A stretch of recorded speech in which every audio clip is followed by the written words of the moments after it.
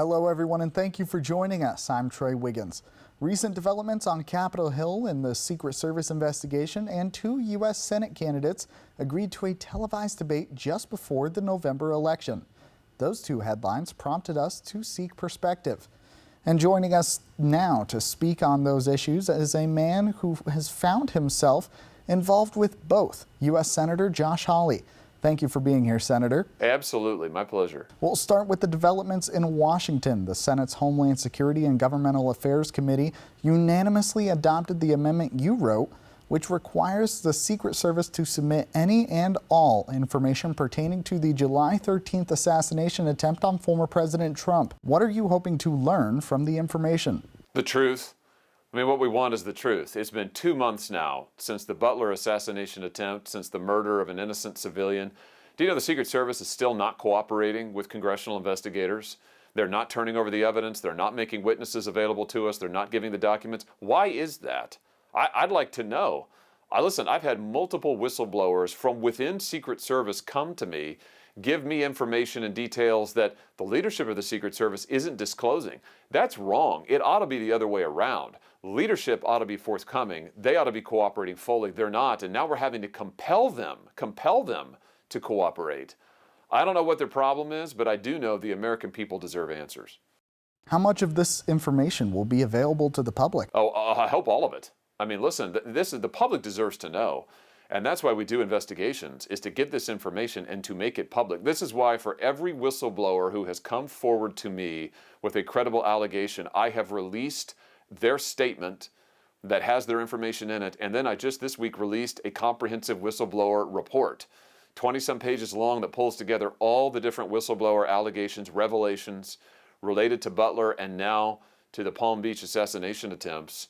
And again, I salute these whistleblowers because they've given us so much valuable information. But why are they necessary? Why hasn't the Secret Service and Homeland Security, why haven't they been forthcoming? That's the real question. You just mentioned the whistleblower report you unveiled last night, 22 pages of people with direct knowledge of Secret Service protection. Being a whistleblower nowadays comes with risk. What's your level of concern for their safety? Hi, I'm concerned about it. You know, federal law protects whistleblowers, and we're very careful in my office. We have a whistleblower procedure. I personally never know the identity of a given whistleblower. We have a mechanism so that they're able to report anonymously. We're able to evaluate what they say, make sure that they appear to be credible. But we are careful to keep their identity private, to make sure they're not retaliated against, and to protect them. But listen, there's been a lot of retaliation. It's illegal to retaliate, but there's been a lot of retaliation in recent months and years against whistleblowers. This administration, the Biden-Harris administration, has retaliated hard against whistleblowers, and it is illegal and should not be tolerated. And I just want to say thank you again to all the whistleblowers who've come forward to tell us what's really going on inside Secret Service. And how did this report come together? Well, it came together because of the multiple whistleblowers who came forward over a period of 2 months to my office and are still coming forward. I just released last night another letter with a new set of allegations, revelations related to the second assassination attempt. This whistleblower says that Secret Service protocol is to post up agents at all of the known vulnerable spots on that golf course, which Trump plays all the time. Apparently they didn't do that, however, this last week. And they didn't sweep the perimeter, apparently, this last week. We need to know why. I mean, do they have a manpower issue? Do they have a competence issue? I mean, what is it? But they need to tell us how the shooter managed for 12 hours to wait at that course and get posted up with a clear line of sight at the former president. It's unbelievable. Now let's bring this conversation to the Show Me State. News has circulated across Missouri that you and Democratic opponent Lucas Kunce have agreed to a debate before November's election. This has been a long time in the making. What brought you and Kunce to an agreement? Oh, it has been a long time in the making. You know, I challenged him to debate right after the primary at the state fair. We had a station ready to broadcast it across the state, and he said no, which I don't understand, except for if you have a record as nutty as his, I can see why you wouldn't want to talk about it. But I'm glad. I hope you'll accept this one. I mean, I'm going to be there next month. This will be broadcast all over the state, television. People will be able to watch it, which is terrific.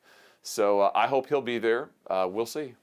How do you plan to appeal to more rural Missouri voters despite a lack of face time with that voter group? Oh, Oh, well, I don't know about the lack of FaceTime. I'm from rural Missouri. I mean, I grew up in Lexington, Missouri, which is a small town about an hour east of Kansas City, population 4,000. I live in a small town now in the southwest part of the state. So that's really where I'm from. And I just say this, I mean, this election is about one thing. Do you like the direction of the country in the last 4 years? I mean, if you do, if it's going great for you and you like 15 million illegals and you like the idea of illegals getting Medicare and you like having to pay an arm and a leg for gas and not being able to afford your rent, by all means, vote for my opponent and vote for Kamala Harris. But if you want to change the direction of this country and save your family, it's time to do something different. Senator, thank you for your time today. And thank you for joining us for this exclusive interview with Senator Josh Hawley. You can turn to us anytime online at KTVO.com. For more of your Heartland news, weather, and sports, hit the like button and subscribe to KTVO TV.